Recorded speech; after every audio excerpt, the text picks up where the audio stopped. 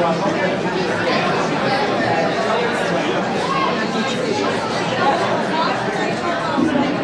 morning to everybody. We're going to begin our program now. That does not mean that you cannot continue enjoying this lavish breakfast. And even as we say Birkat HaMazon, please do entitle yourselves to continue eating if you are not ready to say Birkat. Thank you. You're welcome. So let's actually start with Birkat HaMazon. There are a number of these cards on the tables. Please take them.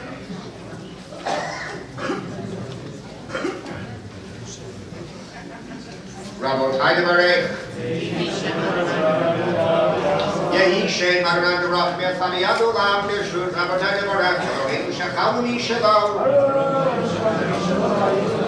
Baruch Eloheinu Shachavuni Shelo Tuvach Chayinu Baruch Baruch Shelo Baruch Adonai Eloheinu Melech HaOlam Azan Et HaOlam Kulo Etro V'Chem V'Chesed U'Rachamim U'Noten Lechem V'Olasar Ki Le'olam Chasedo U'Tulo Agado Tammi Lo Chesavanu Ve'Al Yosavanu Ma'azor Le'olam V'Chem V'Amur Shelo Agado Ki Uzanu Me'Parnes La'Kol U'Metiv La'Kol U'Mechin Ma'azon Le'Chol Be'Rirta Asher Harav Adonai Azan Et HaKol No Derech Adonai Eloheinu Al She'Chalta L'Avoteinu Eretz Kendat Torah Urchava Brit V'Torah Chayim U'Mazon Third passage B'Yal HaKol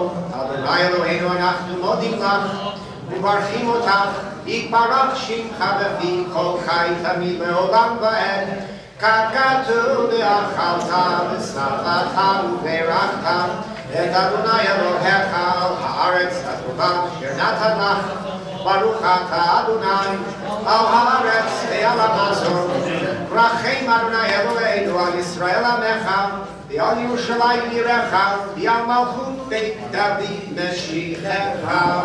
Now back page 5. I think that's 5. Uvenei Yerushalayim Yer HaKodesh B'Hei Rabbi Ameinu Baruch Ata Adonai V'Omer Yeracham Ad Yerushalayim Amen Baruch Ata Adonai Elohim Melech HaOlam Elamim Malkeinu Asreinu Boreinu Go'aleinu Yotzreinu Kedoshenu Kedoshako Yoreinu Ro'ei Yisrael HaMelech HaTorah Meiti L'Kol Shevachol Yom Vayom U'Meiti U'Meiti U'Yeiti Lanu U'Balanu Gokleinu Yibalenu La'ad Harachaman Yivarechet Kol Mesubim Kan Amen.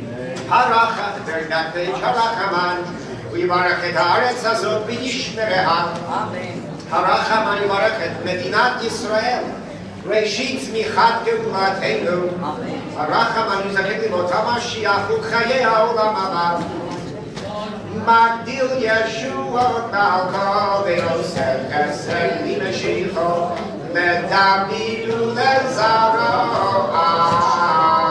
Adolam Oseh Shalom Mimeroma Uyakaseh Shalom Aleinu Me'al Kol Yisrael Me'imeru Amen.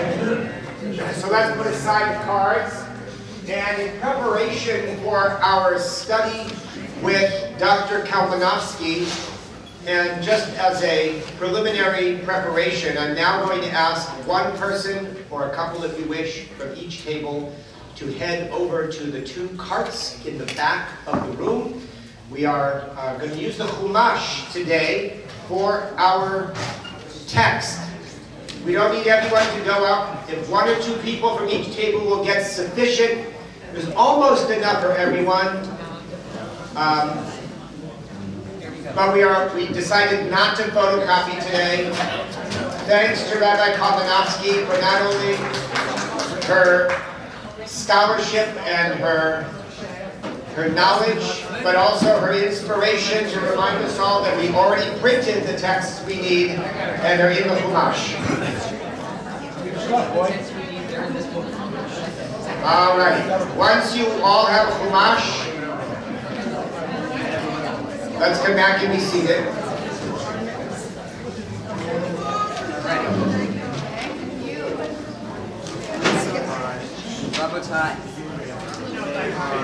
I don't need tested. Okay. Where's the phrase you say the next one?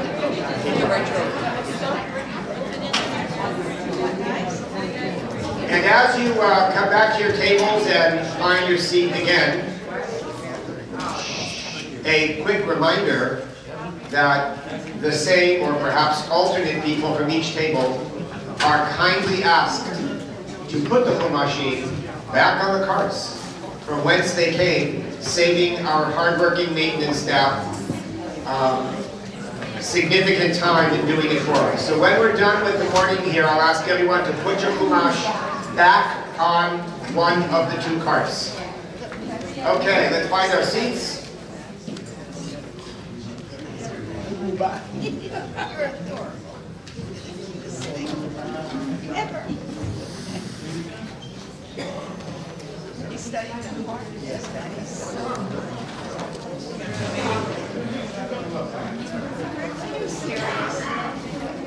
Okay, friends.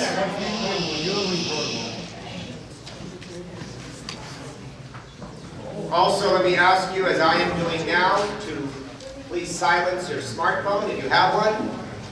Can't imagine who doesn't. Please silence your smartphone, put it on vibrate, shut it off, make a life decision to stop using it.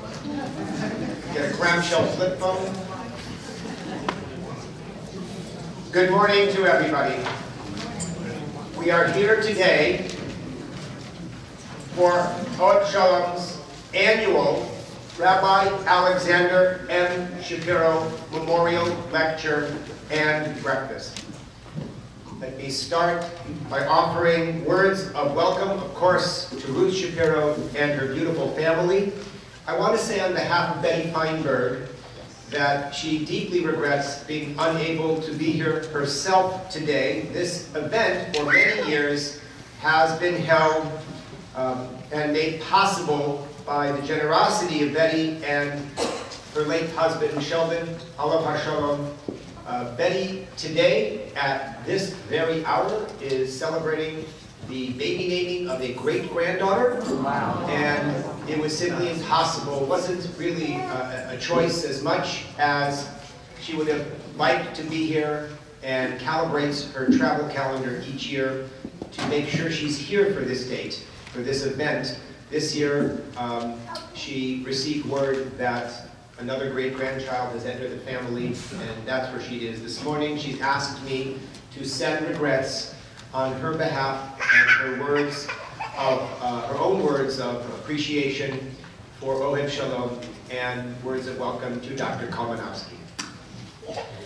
Let me as well extend words of welcome to my colleagues, Rabbi David Ackerman, Rabbi Ari Sachs, Rabbi Moshe Sachs, and your families who are all here today, as you have been for many years, to commemorate this event.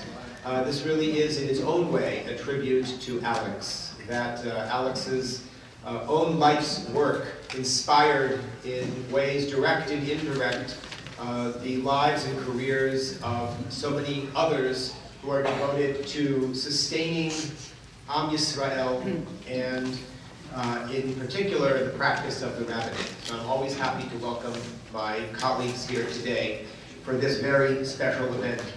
I just want to add my own brief words of Torah.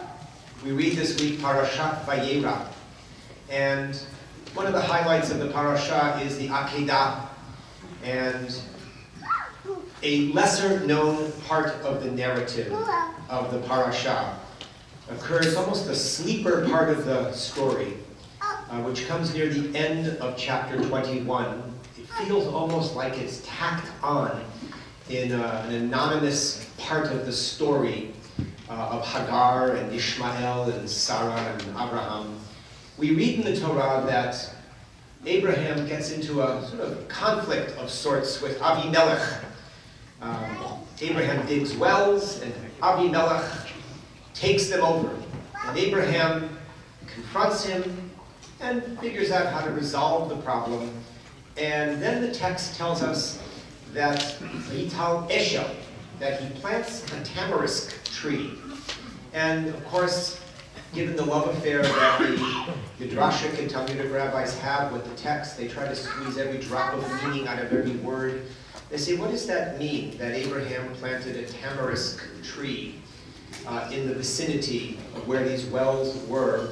They say a couple of things. They say, first, he planted a tree because a tree is an enduring thing to do. Planting a tree is a statement that we are putting roots down and we will flourish. And that is something that Abraham wanted to say in a passive way to Abimelech. And Abimelech got the message. He said, these people are here to stay. They're not passing through town. And I recall that Midrashic comment, and it seems to me that that is so much of what Rabbi Shapiro lived for, to even more deeply root the Jewish people in the communities that we live in and in Eretz Israel, but to see to it that we flourish and that our lives continue to blossom. And there's a second brief comment that Chazal make about the planting of the tamarisk tree. They say, oh, it's called an Eshel, Aleph Shin Lamed. They say that's an acronym. Now, is it really an acronym? Is that what the name means? No, but they like to say it's an acronym for something. Achila, Shtia, Lina. They said that the word Eshel really stands for three things. To enjoy each other's company by sharing a meal, Achila. Shtia, to enjoy each other's company by sharing drink of some type, any alcohol content that people want. And Lina, joining together. The word literally means to rest, to sleep, but it could mean to be together in community.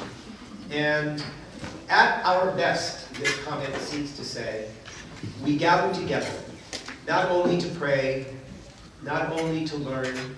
At our best, we gather together because we mean something to one another, because we share family, we share heritage, we share life together. Achila, Shtia, Lina. And it seems to me that that may be above all what Rabbi Shapiro's legacy is about, reminding us all that we mean something to one another. We gather here today to share breakfast, to share each other's company in that spirit and in memory of a beloved, beloved rabbi. So now it is my pleasure to call on Cantor Lippitz. Needs no introduction to any of us, who has been asked to come forward this year and give some words of reminiscence about Rabbi Shapiro. I think that thanks to our guest speaker, we are all, at least all but speaking for clergy in the room, fixated on the text of Genesis, which has so much to teach and feels as if it is a parallel story of our lives. And everything that I might have said about Rabbi Shapiro, I jettisoned after hearing a beautiful drash yesterday in my friend's synagogue on Lech Lecha, which we know means go forth out there, or maybe it also means go forth into yourself. And the discussion we had over lunch yesterday was that there's a great deal of fear. There always is fear as you go forth. And what I learned from our rabbi was that one of the things that defines leadership is one's relationship to fear. Abraham reacts even in this first part of the story in two ways, right? Lech Lecha says, God, go out there to a place you cannot even imagine. And that would daunt most of us. And Abraham goes. And Sarai goes. Pretty astonishing relationship there, established to fear, to lack of fear. And then there's a famine in Israel, so they go where everyone goes when there's a famine in Israel, Egypt. You go to Egypt, and in that setting, the fear of Pharaoh causes Abraham to compromise a number of principles, including putting his wife in danger, because he's afraid for his life. I think that of all the many, many things that Rabbi Shapiro taught me, he taught me something about the relationship to fear, of leadership to fear. And he did that not by speaking about it, but by living it. He was drawn to so many principles and lived them and felt responsible for them and felt responsible for every human being who came to him. It wasn't just that he wasn't afraid to speak truth, he wasn't afraid to learn something new and loved, I think, learning something new, and he wasn't afraid of where that might take him. He wasn't afraid to expand his own mind and expand his own perspective. Our tradition says, "Mechadesh b'chol yom tamid ma'aseh v'reshit." Every day you renew creation, and that's a challenge to us. Can we renew ourselves and renew our perspective? Can we learn something and actually have as part of our goal that we might even change because of what we learned?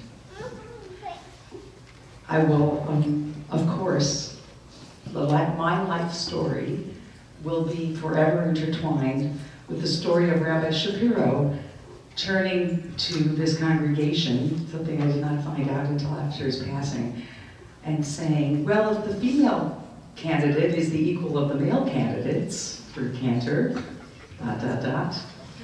let's put Ohev Shalom on the map.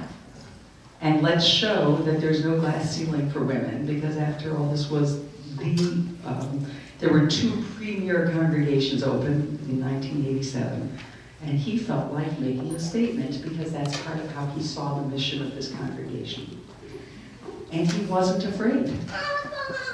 He wasn't afraid to take a stand, and he wasn't afraid to try something new, and he wasn't afraid to talk to people who were uncomfortable, and as we all know, Ohev Shalom did not lose one member. And all of these, I think, remain as lessons for us. It's not enough to love him and miss him. It's really critical. If we love and miss our teacher, then what we must do is take those lessons into our lives.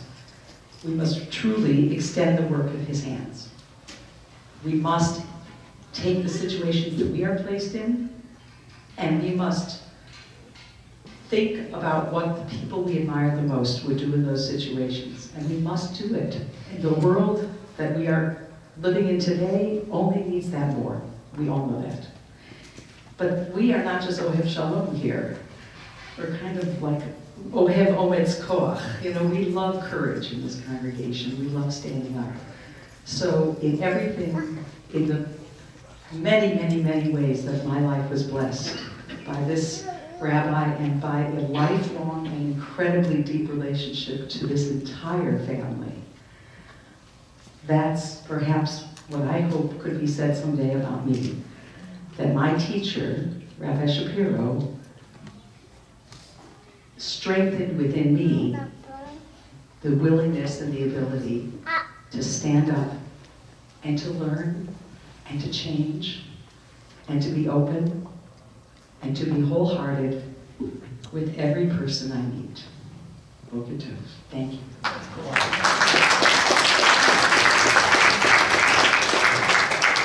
Thank you.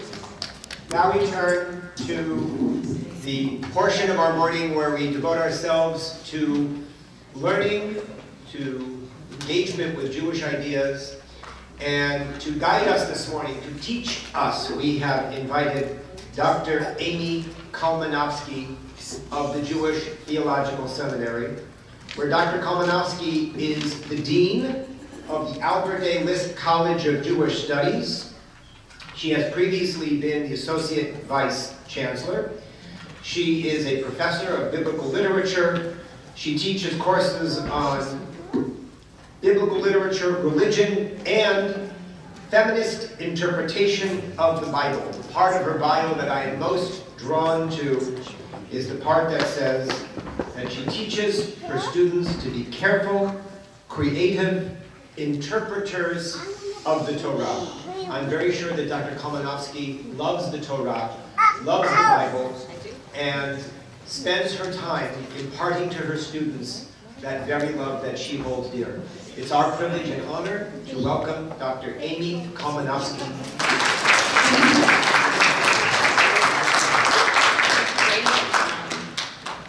Boker Tov.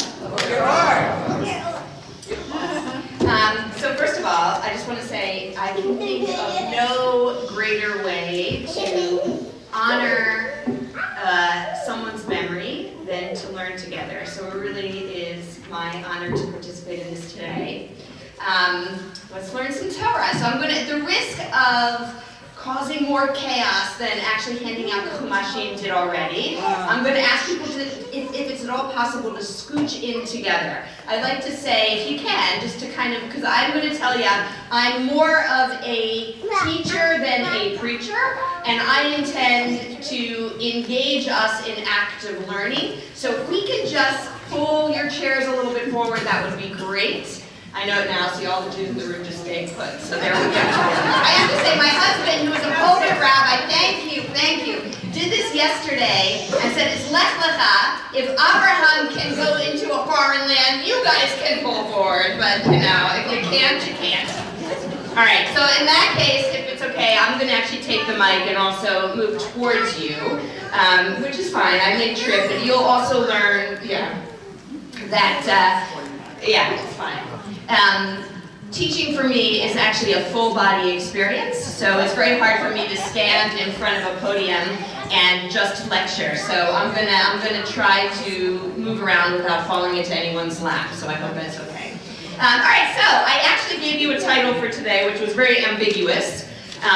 Intentionally, I want to keep things as broad as possible. I think I gave you the either extraordinary or ordinary women of the Torah.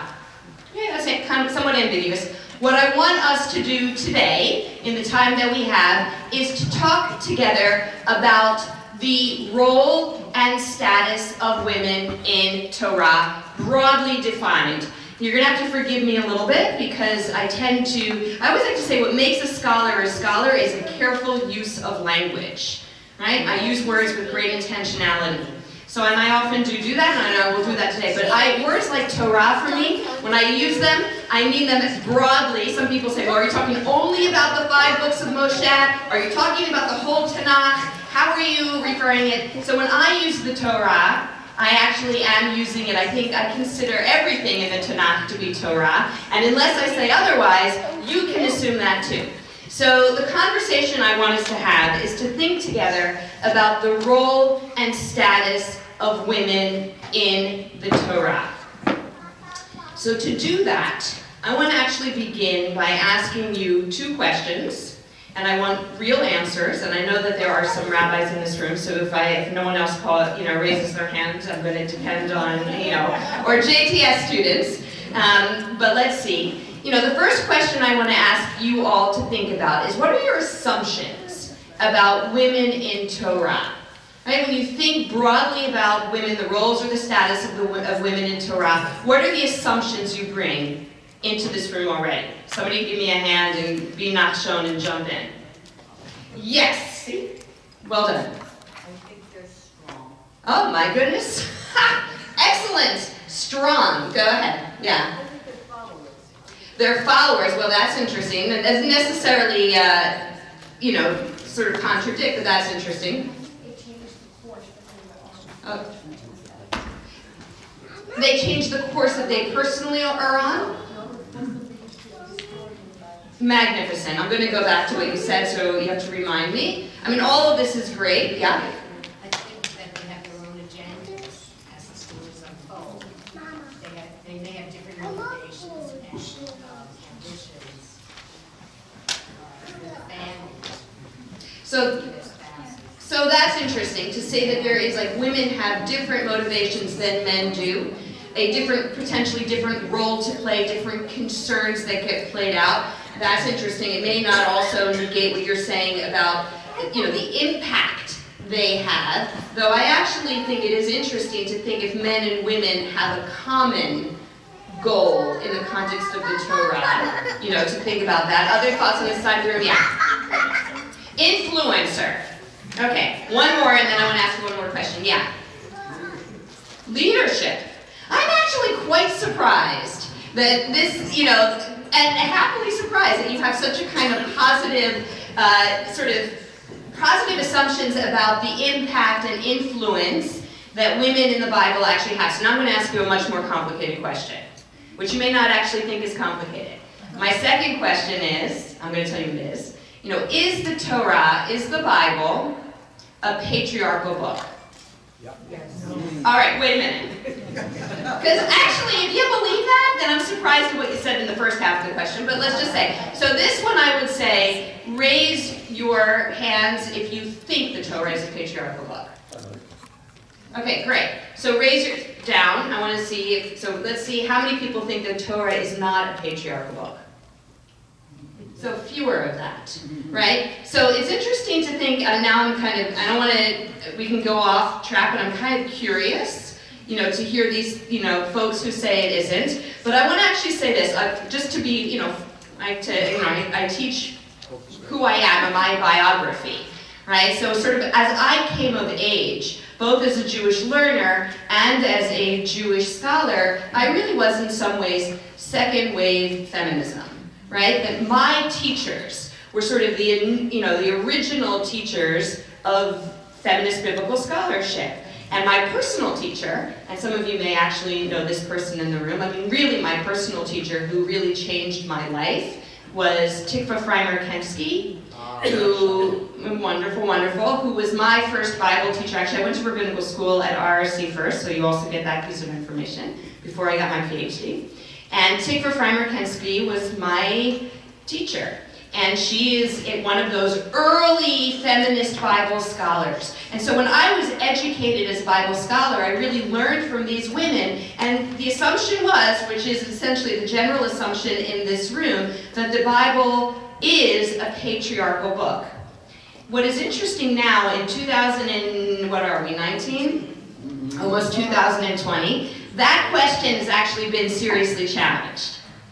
And I'm going to tell you why, all right? Which is actually quite interesting. I'm going to tell you what I think is my answer as well. But why is that, is it challenged that the Bible's a patriarchal book? Mostly because it's a question of definition. I said to you at the beginning that scholars are careful about language. They're very careful about language. So when you label something to be patriarchal, whether it is a book, a society, a religion, an institution, you have to ask yourself, what does that mean, right? And are we using it descriptively, or are we using it with some kind of precision and accuracy, right? So that's very interesting. So scholars, Bible scholars that have kind of pushed back, and even some of these are, I would label, in fact, for those of you who do have this background, Carol Myers, one of the major feminist biblical scholars of that first generation, has really been at the forefront of challenging the notion that the Bible is a patriarchal text, right? Because what she would say, which is interesting, is to label something patriarchal, and it has to actively work to put women in a secondary position vis-a-vis society, politics, within the domestic sphere, within the religious sphere. It actively has to be doing that, right? There's intentionality. So she would actually say that part of the problem with labeling the Torah, the Bible, to be a patriarchal work is that it's almost anachronistic. We're using a contemporary descriptive term and imposing it upon an ancient text. And in fact, with all the assumptions that we bring, right, in terms of, yes, the Torah must be, women are in fact subjugated, and they are put in a secondary position in the political sphere, in the domestic sphere, and in the religious sphere, right? And so that would make it patriarchal. Carol Myers comes along and says, wait a minute, is that really accurate, right? And so what she actually does, it's a big challenge. By the way, I'm going to give you, I like to always say, because now I realize we had a little bit of a late start, so I'm going to say two things. I might front load my thesis so that if we don't get to all the material, you'll know where I'm going. And number two, and I mean this genuinely, I'm always open to people emailing me later with questions and engaging. It's kind of why I do what I do. I really do love Torah, and I love studying Torah, and I think it's interactive. So just that said. So I want to say a distinction that actually we already started to talk about, which I think is important here. And I want to say this to everyone. When you think about the Torah, I always say to my students, you have to have multiple perspectives at one time in your head, right? Multiple. But I want to just give you two, right? That's going to be helpful to our conversation today. So the two perspectives are the world that created the Bible and the world that the Bible creates. Those are different. Okay? And we can go down the path of, what does that actually mean? And you could probably, in your own minds, figure out, there could be some challenging religious principles, but I'm not going there. I'm just saying that we have to have those two different things in mind, right? The world from whence the Bible comes, in other words, the ancient world, and the world that we have reflected, constructed in the Bible. And they are very, very different. So when we look, and I just want to say, and this is where the question of is it a patriarchal book, it gets very complicated. So what do we, when we think about the world from whence the Bible came, it's actually more complicated to label that world patriarchal than I would argue the world that is created by the Bible itself. So I wanted to just say something about the world from whence the Bible came and why it is difficult to label that society to be patriarchal. Because one thing, it is, what we learn about the ancient world, and this is also reflected in the Torah, is there is an investment in gender differentiation. Right? There are things in the ancient world that men did, that were specific to men, realms that were open to men, and there were also specific realms that were open to female, to women.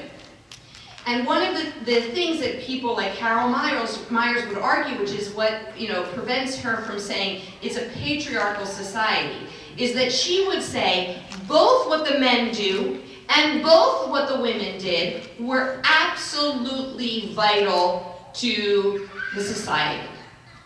Right? You were dealing with a subsistence living, right? Everybody had to pitch in. And that meant that women were no less valued than men were to the society at large.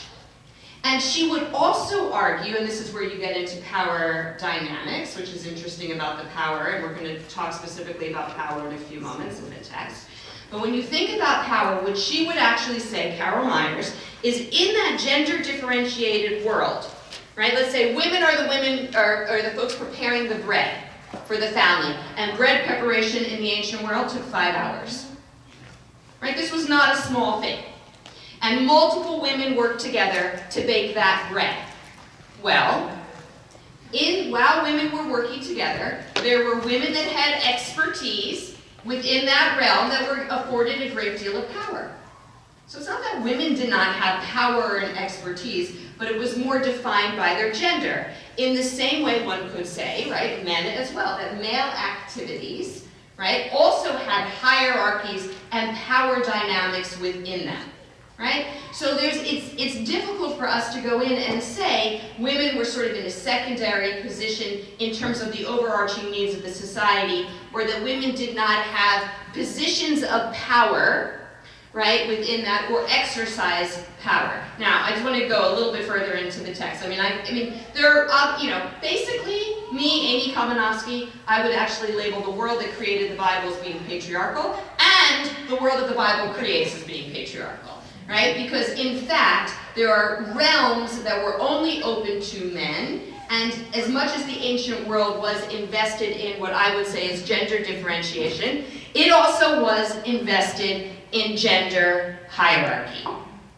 And that's clear from what we know in the ancient world, right? And particularly, there were certain realms that were mostly, maybe not exclusively, but mostly open to men. Right? So you have the domestic realm, you have the political realm, and you have, let's say, the religious realm. Right? The domestic realm, men and women had significant, I would say, shared, roles to play in that. The religious realm, not so much for the women. Some, but not so much. Right? And that's also quite interesting. And as ancient Israel develops, over time, women have less and less a role to play, right? Let me just give you a little tidbit about, I like to have, get you guys thinking around this. But could women be prophets in the in biblical ancient Israel? Yes. Yes, they could. Yes, they can. Right? In fact, they can. Right? So the Bible records, this is just very interesting to think about. The Bible, and we know actually in the ancient world at large, one of the things that we know about the, sort of not just in ancient Israel, but throughout Mesopotamia, there was actually a phenomenon of female prophets. If not, there was a sort of expectation. We have documentation, right, from those female prophets. In biblical Israel, there are 5 women that are labeled to be a prophet. Obviously, you already said one, which is Deborah, who's another prophetess. Miriam is actually labeled to be a Neviah. So we actually have, we evidence that women were prophets, but does a single female prophet have a book? No. Not one. Right? And so it's one of the most interesting things to think about how biblical Israel evolves, right? And how women their power gets in some ways constrained over time. But you think, so in ancient Israel you have 2 major power groups. You have the prophets and you have, who are the other ones? The priests. Could women be priests? Absolutely not. Right? And the priests had tremendous control. So to some extent, as Israel centralizes and grows in power and urbanizes, right, women tend to get less powerful in the world itself, right, in the world that created the Bible. I would also say that the Bible itself, and this is where I may be getting a little controversial, but I do think that the Bible does have an agenda.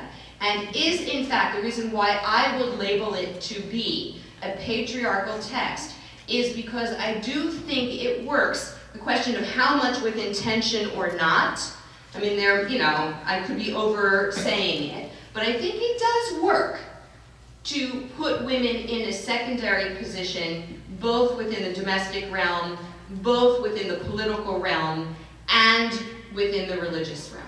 So for me, I would say that the Bible overall, and the world that created the Bible, is in fact patriarchal.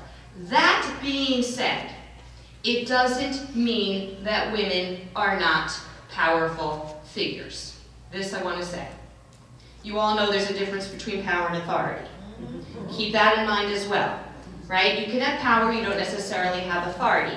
Think about women that you know in the Torah, right? There are women that actually have both, and we're going to look at one of them today. My argument for you today is that Sarah, I thought we would do this, I'm going to do a case study of looking at one particular woman and think about her status and the role she plays and her relationship to power and authority, and use that as a kind of, way into thinking more broadly. So we probably aren't going to get to the broadly.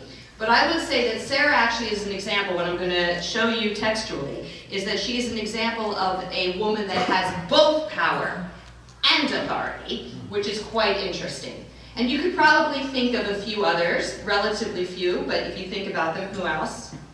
Female figures. I would say, who said Rivka? So Rivka is, so I'm teaching my Women in the Bible class at JTS, and we're doing Rivka right now. Rivka is my favorite figure. I think Rivka has tremendous power. I'm not sure she has authority, right? In other words, that she's given power from a kind of overarching, she takes it and she works, but it's interesting. Somebody like, you could say, think of the queens. It's actually quite interesting to think about queens in the context of the Torah. Are they political figures, right? Do they have actual power? Not so clear, right? Does Esther have power, authority? She has power. Does she have authority is really quite interesting. My favorite queen of all time, who I think is, Vashti. Vashti is actually, if you think about it, she's sort of more symbolic than she's a character.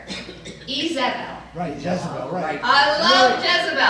My favorite character of all time.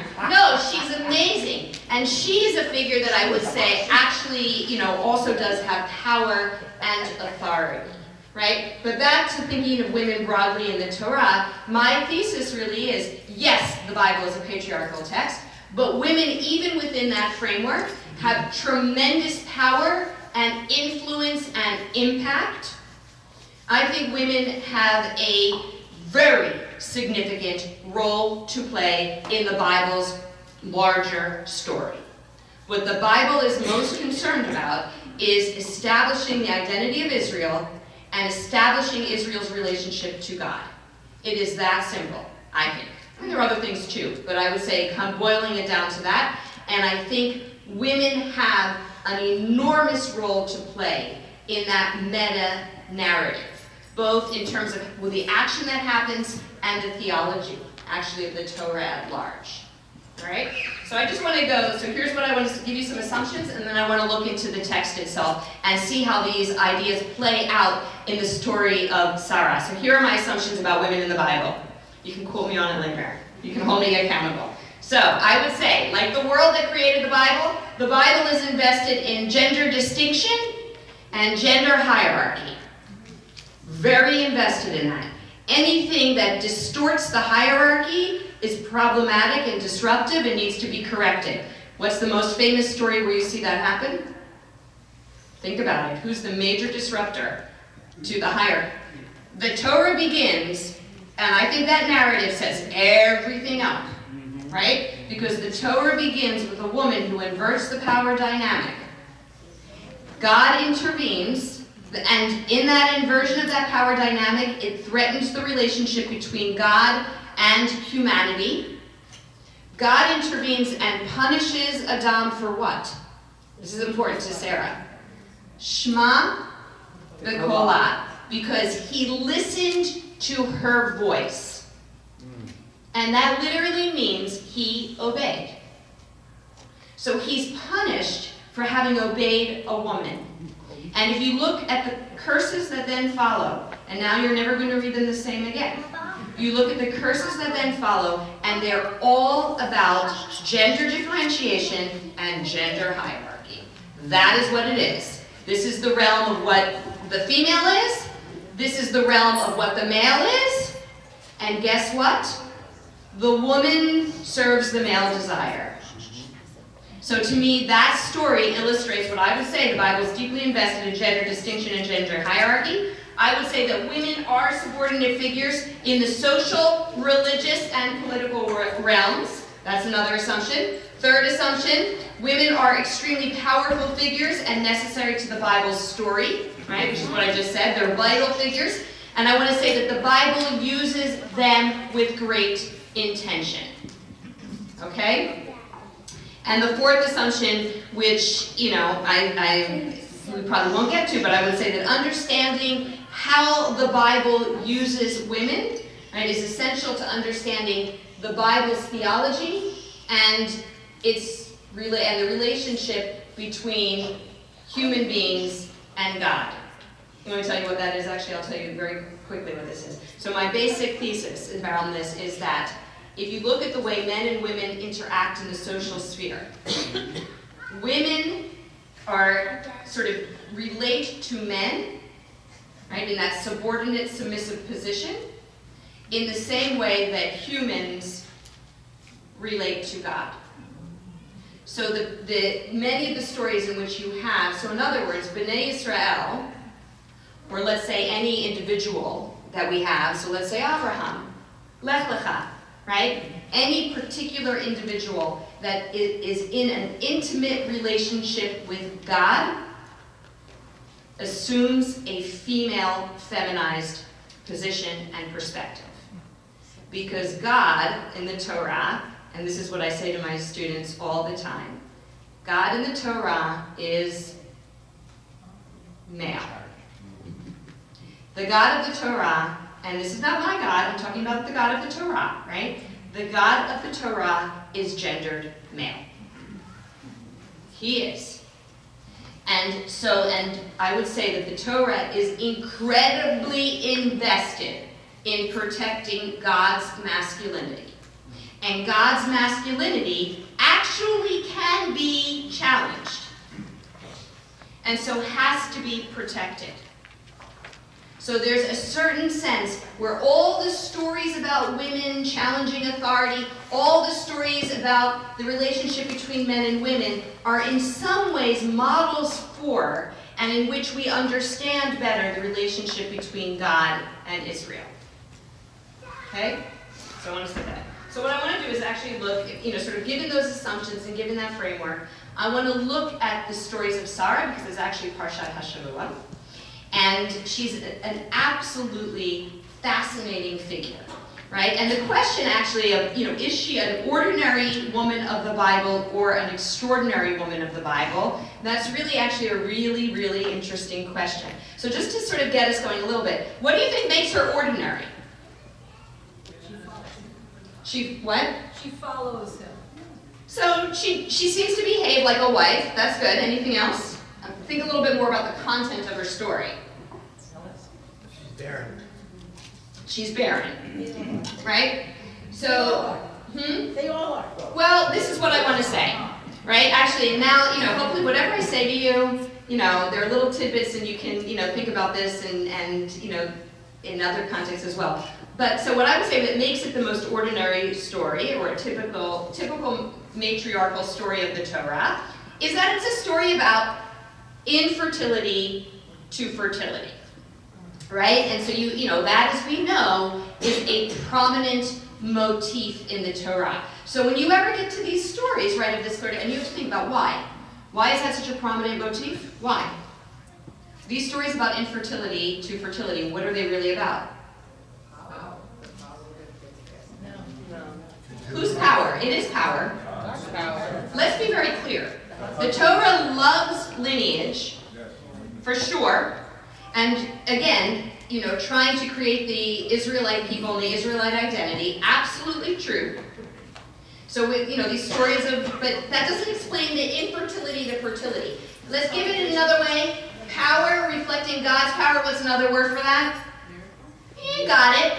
It's a miracle, right? So and that is actually, understanding that helps you understand so much of the Torah. These stories are not about, one could say, about protecting, making sure the line and all of that. Yes, they're that.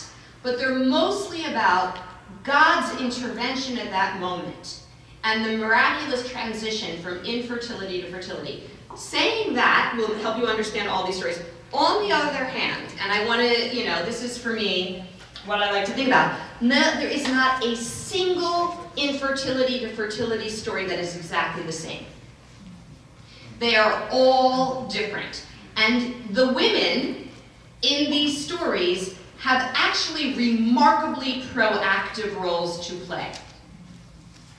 Right? And so I've read biblical, scholarship that will say, well, the women are nothing but wombs. They're just tools through which the miracle happens. It's not about women's power. It's about the power of God solely. Well, I would like to say, just to, we're going to look at that with Sarah, not so much, but certainly the female figure that goes from infertility to fertility and does it on her own with great power is Hannah. That story is a story about a woman literally coercing a man and ultimately God into ensuring that she has a baby that no one else cares if she has. That is not a lineage baby. Right? That is not a lineage baby. That baby does not need to be born. That baby becomes a prophet. So that is a very interesting difference. So I just want to say that on a certain level, Sarah is an unbelievably typical matriarch in that she is, in fact, a infertility to fertility story. But what I want to argue for you now is that she's also an extraordinary figure in the context of the Torah. And I would argue she's extraordinary because she has power and she has authority. That's what I'm going to argue for. And her authority comes from God. So she is going to be the example of a woman that is in fact impactful, but is more, what I'm going to suggest, in alliance with God, frankly, even than her partner is. Yes? She banishes Hagar. Yes. And so she cements her role as, Yep. as the one and only female and asserts her power Yep. by forming the nation of Israel as the dominant nation. So I'm going to say something about that. So to read Sarah's story, you have to kind of almost break the chronological, you have to read it out of order. So that's what I'm going to suggest. And where you're going is where I'm going. I would actually, and it's interesting too, having talked about the wife-sister stories, so I would actually say to understand Sarah's character and maturation and development, you have to read the two wife-sister stories. There are two accounts in which Abraham passes Sarah off as his sister to protect his own life in a foreign country. That happens in chapter 12 and in chapter 20. By the way, it also happens to Yitzchak as well in chapter 26. So this is a repeated story, and it's interesting to think about, well, why, right? I think you need to read 12 and 20 in relationship to each other. Those are two of the initial episodes. And then I would read the stories related to Hagar, of which there are also two. There's chapter 16, where she asserts power over Hagar, and Hagar runs away, and then and is told to return. And then there's chapter 21. And it's in chapter 21, so here's how I work. I think that you see Sarah growing in voice and power and ultimately assuming authority in chapter 21.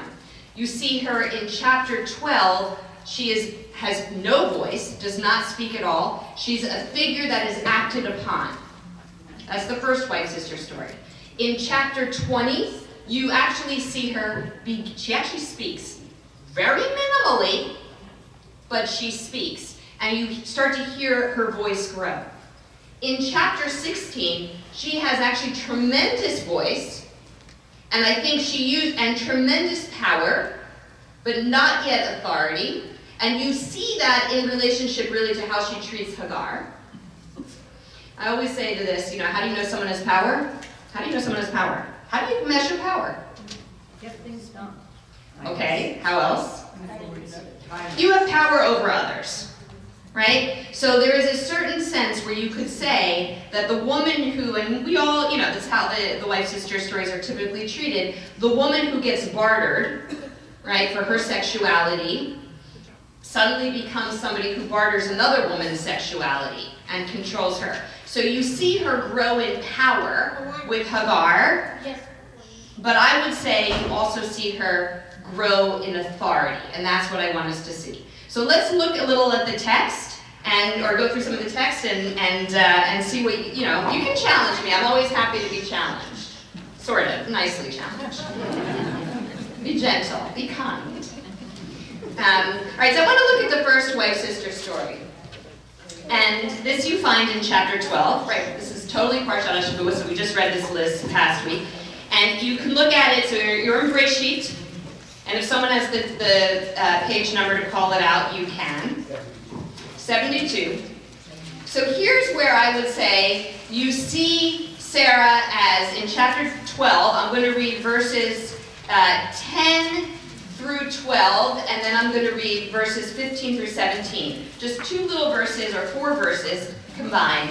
And I want you to see, I always say to my students, if you're approaching any kind of text, the questions you should ask of any question is who looks good and who looks powerful.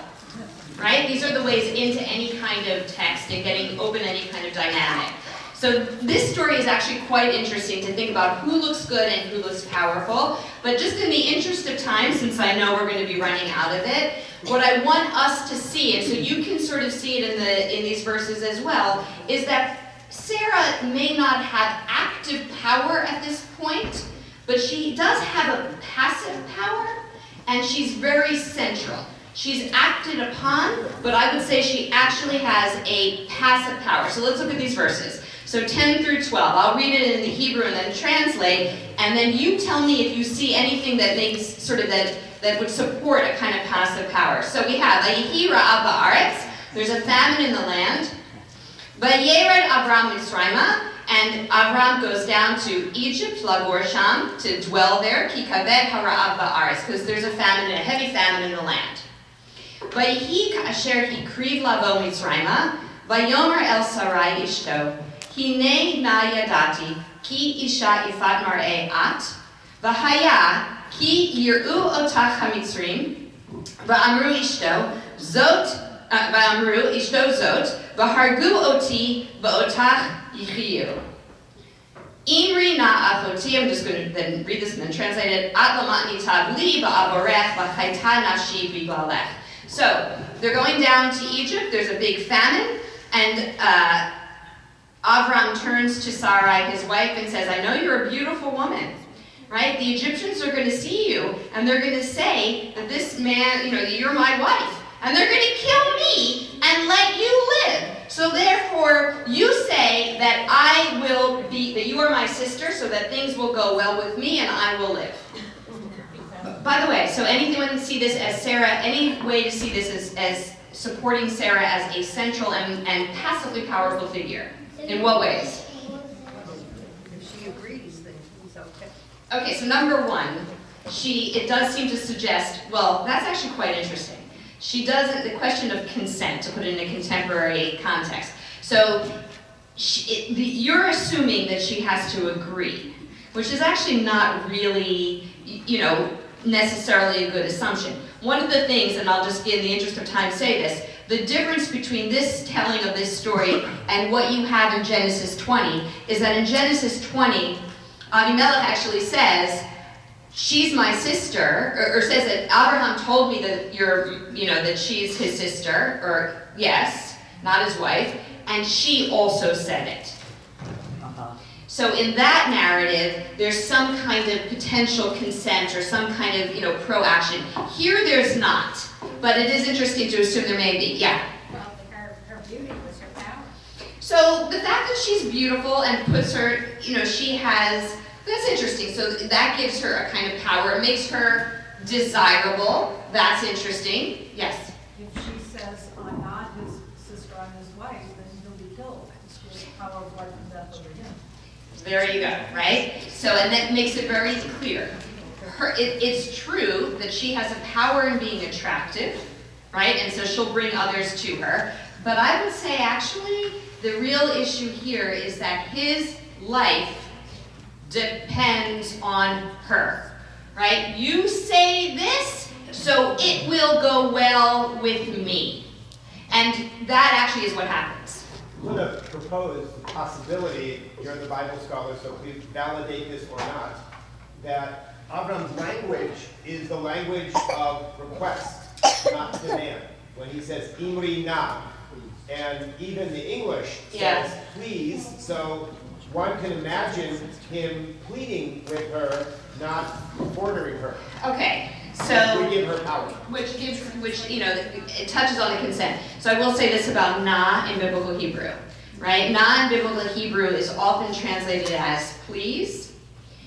It most likely is more command. So el na rafana la, being the best example of that, does not actually really mean please. It's like heal her now, right? And so there's a certain sense where and it's possible that, and it does go with this consent, but it's also possible that it's just a command. All right, I want to say one thing before I want to move on to the actual looking at her power and authority. I don't know where we are on time. I'm sure you always have to kind of stop me, so you need to tell me, but are you captive audience? Yes. Okay, excellent. I have 7 minutes. All right, so I'm going to show you everything in 7 minutes. But no, I want to say one thing, and then I want to go on to 16 and 21. Wait. So number one, I just want you to see something of this. There's a famine in the land. Abraham goes down to Egypt, right? Sarah gets taken into the house of Pharaoh. What happens next is plagues are hit to the house of Pharaoh, and Sarah is released. In these 10 psukim, to some extent, you have all of Israel's story. Think about that. In which case, what role does Sarah play? She's either Moses or she's Israel itself, right? But that is amazing, right? So the centrality of her is very clear. All right, I don't want to deal with 20. I said to you, you do hear her voice in 20. Go to 16. I want to show you something tremendous about 16. I'm going to say two things, because I know I'm running out of time. I'm going to show you her power in 16, and then I want to show you her authority in 21. All right? So in 16 is when she, of course, is no longer, this is the beginning of 16, I don't know what page we're on. 86. So we know famously that she can't have a child, so she offers her Egyptian maidservant, which, by the way, we don't know, but we can assume, as the rabbis do, that she picked Hagar up when they were in Egypt, right? So that's interesting. And she says, right, she says, this is actually verse 2, just amazing language here. But Tomer Sarai el Avram, Sarah says to Avram, now you really hear her voice, she's speaking, people, right? She's got full voice, and she says, Hine na atzarani Adonai miledet, bo na el shifchati, ulai ibaneh mimena. Here's what I want you to hear. Vayishma Avram lekol Sarai. This is a great pasuk. So she says, God has prevented me. Not you, me. By the way, infertility in the Hebrew Bible tends to be a female problem. Not so in the ancient world. So that's a major difference, actually. So God has prevented me from giving birth. So you're going to take my maidservant, and perhaps, who's going to be built up? Me. I'm going to be built up. Ancient world, women went from the house of their father to the house of their husband. Right? It was what we call, a patrilocal culture. The house of the husband to the house of the father. Women were very vulnerable, given that, right? They weren't long-term members of the house of the father, and they're not, they're vulnerable in the house of the husband. What do they need to have? Children. And that grounds them and roots them in the house. So here she is, she says, I will be built up. Having this baby is about me. And Avram Yishma Bekolah listens to her voice. In the context of the Torah, not a good thing, right? Because we talked about Adam being punished for listening and obeying the voice. I want to show you one other thing. So we know that Hagar gets pregnant, and Sarah is reduced in her eyes. And here, this is amazing. Go to verse 5. Sarah gets upset by this. She understands this, and she speaks again. But Tomer Sarai el Avram, Chamasi alecha, Anochi natati shivchati bechekecha, v'tereh ki harata ve'ekal be'eneha, yishpot Adonai beini u'beinecha. She says to Abraham, Chamasi alecha, the violence done to me is upon you. By the way, Hamas in the Hebrew, in biblical Hebrew, is a kind of violence, but it's a violence of an inversion of power. So she's saying, I was supposed to be in the superior position to Hagar. That power's been inverted, and it's on you to deal with this.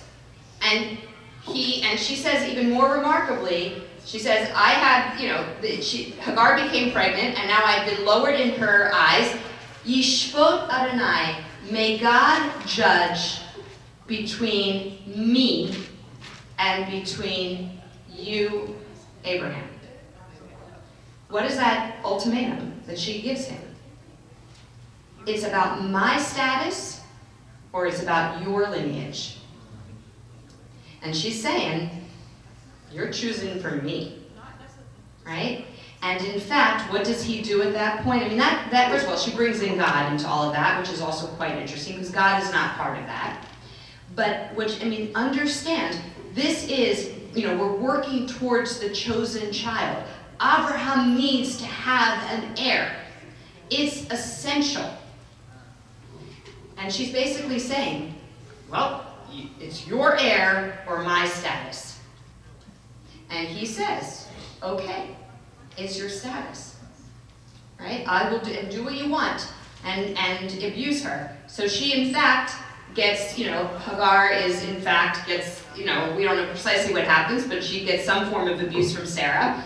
And what does Hagar do? She runs away. She meets an angel, also amazing. Revelation for Hagar, amazing, amazing. And the angel tells her what?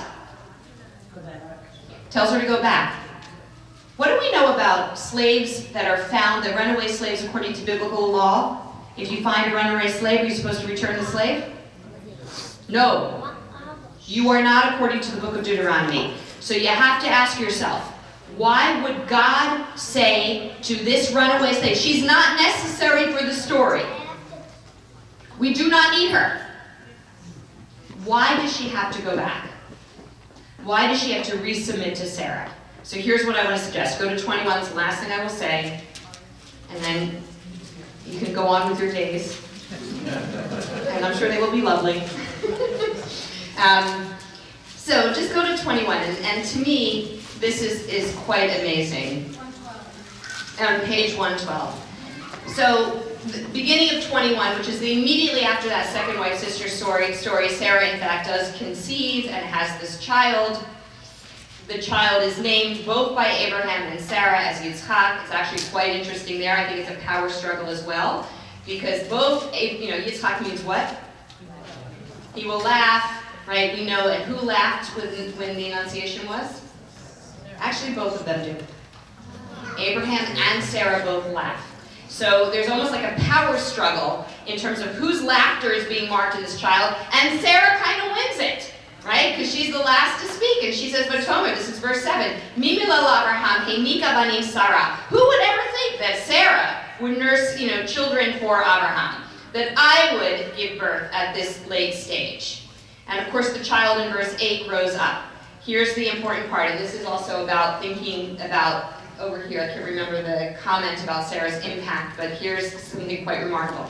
Verse 9, it says, V'tera Sarah et ben Hagar hamitzrit, asher yadala Abraham mitzachek. Sarah sees the son of Hagar, the Egyptian, that was born, like the son that was born to her. And what is that child to Abraham? That child is mitzacheking. No idea what actually Sarah witnesses. Rabbis think about this a lot. One of the things that people say is that the child, that Ishmael, the older child, is pretending to be Isaac. He's entitled to the inheritance. So he's assuming he's the one entitled to the inheritance, but she witnesses, right? What she sees is that her son's inheritance is in jeopardy. So what she's about to do, right, in many ways, first of all, you could say, it's due to her actions that there is an heir at all being born, because Abraham would have been quite happy with Ishmael. He would have been happy with his servant. He wanted anyone but. He would have been happy with Lot, right? What could have been an heir to him. Sarah ensures that Isaac, it's the right child, it's Sarah's child. But now that child's inheritance is in fact in jeopardy, and she gets into action, and she says, Vatomer la Abraham, Garesh, Garesh. Think about that. Garesh ha'amah hazot, ve'et bana, ki lo yirash ben ha'amah hazot im beni, im Yitzchak, vayera hadavar me'od b'nei Abraham al odot beno, vayomer Elohim el Abraham, Vayomer Elohim el Abraham, Al yira be'enecha al hana'ar, va'al amatecha, kol asher tomer elecha Sarah, shma bekola. So, this is my argument. This is where she gets authority and not just power. Because who just gave her the authority? It's God. So what does she say? She sees that the legacy is in jeopardy. So what does she say? Garesh. What does Garesh mean? Exile. Who does the exiling in the Hebrew Bible? Who exiles Adam and Eve? Who exiles Cain? Who exiles? It's God. So she steps in, behaves like God, commands that this child is exiled. Of course, and Abraham, typical Abraham, does he want to do this? Nope. So what happens? God comes in to Abraham and says, let this not upset you. Whatever Sarah says, you obey. Yes. And it's at that moment, I would say, that we see a female that has had power. We've seen her grow in voice, ultimately having power, and ultimately having authority. And the rest, the entire story, right, depends on that. And I'm going to end there.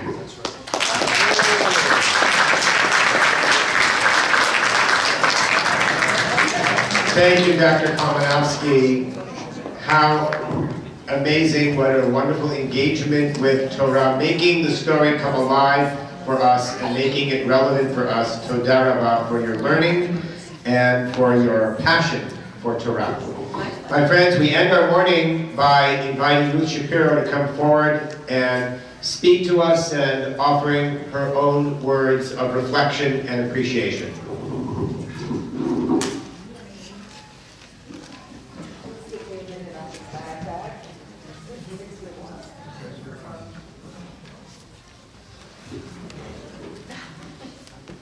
First, I want to thank you, Professor Kalmanofsky. Use the mic. Use the mic. Talk into the mic. Oh, okay. I want to thank our professor this morning for the extraordinary presentation, which I think it displays for us all, if we needed to have a reminder or a warning that women have power and authority, and certainly in this room. I'm sorry that there wasn't time for questions from the audience. I'm sure they would have been fascinating, but perhaps there'll be an opportunity in the future to do that. There are many people here today who I would like to thank. First of all, although she's not here, let me find her, whose continued participation and support of this has made it possible for us all to meet all these many years in honor of Alex, but also in honor of study and fellowship. So I am pleased that the reason for her not being here has to do with continuity and has to do with women. Because if it weren't for the naming today and the celebration of the daughter, the granddaughter, she would be here. Great-granddaughter. Great-granddaughter. Yeah. Before great, you have to have the grand. Okay. Rabbi Cooper, thank you for your support and your leadership in this event. Hank Glickman, where is he? Oh, Hank Glickman. Pardon? Hank Glickman is the head of the learning committee of our congregation, and almost all of what happened here today, except maybe for the cooking, is his responsibility and is due to him. So please, if you see him, be sure to tell him that I remembered that and that I gave him the credit. Members of the Adult Education Committee also have supported this event for many years and have been present to be available and helpful. Ricky, also not here? Okay. Kent Ricky, who all of you know and all of you admire, and who finally has been able to say a few words at this event. Usually she's teaching. And I thank her, and I'm sure you all appreciate the words that she had. There's no question that the partnership between Rabbi Shapiro, my husband, and Ricky was significant and also kind of shaped things in the Jewish community, not only here, but generally. That rabbis, first of all, rabbis and cantors sometimes didn't get along. But this rabbi and this cantor did. So I thank Ricky very much. Thanks also to the Ohev Shalom staff who has made this possible. They don't get enough credit for making these events as pleasant and as meaningful. And I want to welcome again my Bible study group, the members of which are sitting here today. That's an unusual study group. It has been functioning for, I think, about 30 years, if not more. Meeting, how many? 50. I wasn't there. So this study group really has been dedicated to study and to participate in learning, and has honored our synagogue and my husband by coming regularly to the lecture. So welcome and thank you for coming. Just a few words about my husband. All of you who have come today share memories. And in doing so, help remember not only my husband, but to remember ourselves and who we were so many years ago when he was here. As we were then, and the years following to this day, to recall the values that we shared with him and with each other then and in the years following.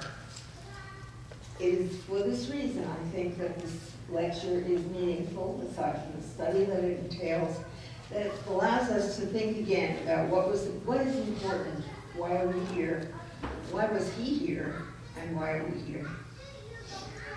Thank you, Ron.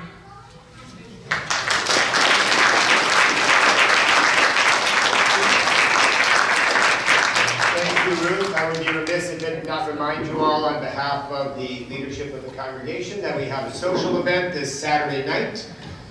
Its theme is college homecoming, but I think the theme itself is less important than another opportunity for us to gather together and fun and celebration, a social event for us to attend together, and in so doing help the synagogue. So if you haven't yet RSVP'd and you are available and would like to come, we welcome your presence here this Saturday night. Just go online and RSVP. And another brief reminder that as we adjourn, please do take the humashim from the tables, put them back on the 2 carts in the back of Murnick Hall. I'd ask the same with the plastic-coated Birkat Hamazon cards. Come back soon, come back often. Good morning.